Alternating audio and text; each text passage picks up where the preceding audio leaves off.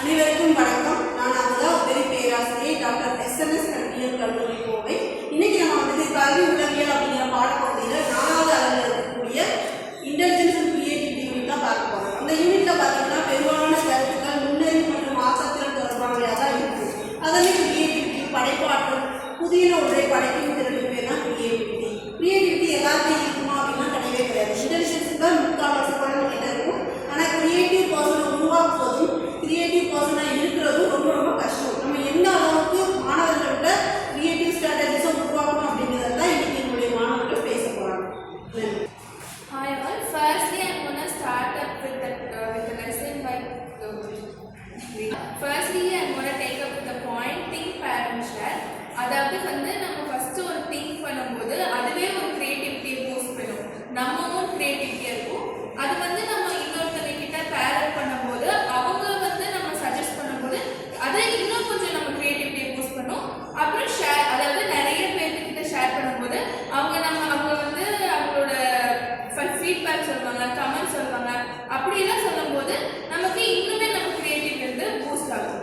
Next வந்து என்னன்னா activities.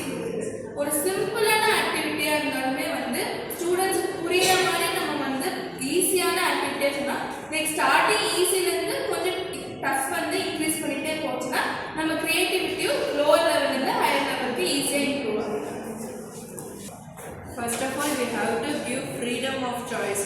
அவங்கக்கிட்டே கேட்கலாம், இன்றைக்கி நம்ம என்ன டாபிக் எடுக்கலாம், அசைன்மெண்ட் கொடுத்தா இந்த மாதிரி அசைன்மெண்ட் கொடுக்கலாம், இந்த மாதிரி மெட்டீரியல்ஸ் யூஸ் பண்ணலாம், அந்த மாதிரி நாம் அவங்கக்கிட்டே ஒரு சாய்ஸ் கொடுத்தோன்னா அவங்களோட இமேஜினேஷன் வந்து ஹை ஆகும். செகண்ட் பாயிண்ட் பார்த்தீங்கன்னா வாட் இஃப் கொஸ்டின்ஸ் கேட்கலாம். இப்போ இந்த மாதிரி நடந்தால், இப்போ இந்த ஒரு சுச்சுவேஷன் கொடுத்து இந்த மாதிரி நடந்தால் அதுக்கு நீங்கள் என்ன சொல்யூஷன் கொடுப்பீங்க, அந்த மாதிரி வாட் இஃப் கொஸ்டின்ஸ் நிறைய பிடிக்கும்.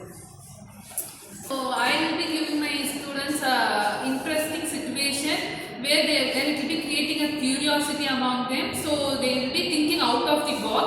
So they can think more creatively than from the others.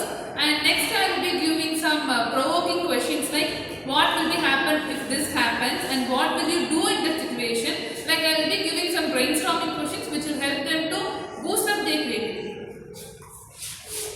My next point is that one is storytelling, where we can take a story and end it without giving the conclusion, and we can ask the students to give a conclusion so that their creativity will get increased. Or we can build stories by adding characters or telling one line and asking other students to continue with other lines. And the next point is giving project work. Project work, when the students are doing, it will foster their curiosity and point வந்து நம்ம என்னென்ன question எப்படி இருக்குது, what when அப்படி இல்லை what when அப்படின்னு சொல்லும்போது அவங்க கிரியேட்டிவ் வந்து அவங்களுக்கு அது எப்படி பேசலாம், அது என்ன சொல்லலாம் அப்படின்னு கிரியேட்டிவிட்டி யோசிக்க முடியுது. அதுக்கப்புறமா அதோட அவங்களோட சைனஸ் வந்து உடையுது. அதனால கொஞ்சம் நல்லா பேச ஆரம்பிச்சுட்டாங்க. அப்புறம் நெக்ஸ்ட் பாயிண்ட் வந்து அவங்களால பாடத்தில் வந்து டிராயிங்கு அப்புறம் சாங்ஸ் அந்த மாதிரிலாம் கொடுக்கும்போது அவங்களோட கிரியேட்டிவ் மைண்ட் வந்து அதிகமாகும். நெக்ஸ்ட் பாயிண்ட் வந்து ஸ்டூடெண்ட்ஸ்க்கு வந்து நம்ம ஓப்பன் எண்டட் கொஸ்டின்ஸாக கேட்கும். ஒரு கொஸ்டின் கேட்டு அவங்களுக்கு ஆன்சர்ஸ் வந்து 2-3 ஆன்சர்ஸாக ஃபைண்ட் பண்ண வைக்கணும். அது எதுக்கு ஹெல்ப்ஃபுல்லாக இருக்குன்னா ஸ்டூடெண்ட்ஸை வந்து அவங்களோட பேட்டர்னை ஃபிக்ஸ் பண்ணுறதுக்கு ரொம்ப ஹெல்ப்ஃபுல்லாக இருக்கும்.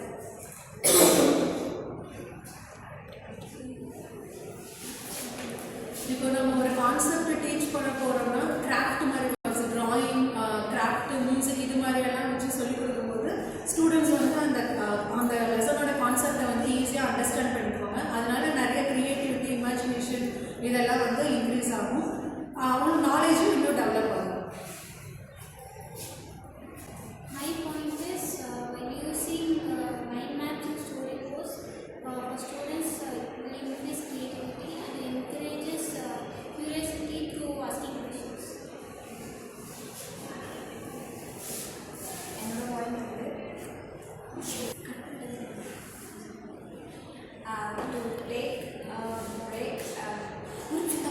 to take breaks to refresh the mind and explore பண்ணனும். அவங்க கிரியேட்டிவ் ஒர்க்ஸ் இதில் பார்த்தீங்கன்னா ட்ராமா, ஸ்டோரி டெல்லிங், மியூசிக்ஸ் இந்த மாதிரி ரோல் ப்ளே இந்த மாதிரிலாம் வச்சு ஒன்றா க்ரியேட்டிவாக வெறும் லெசன்ஸ் மட்டும் பண்ணாமல் இந்த மாதிரி ஆக்டிவிட்டீஸும் கொண்டு வந்து இது பண்ணாமல் அவங்களுக்கு க்ரியேட்டிவாகவும் இருக்கும், அவங்களுக்கு லிசன் பண்ணுறதுக்கும் ஈஸியாக இருக்கும். Okay, very good.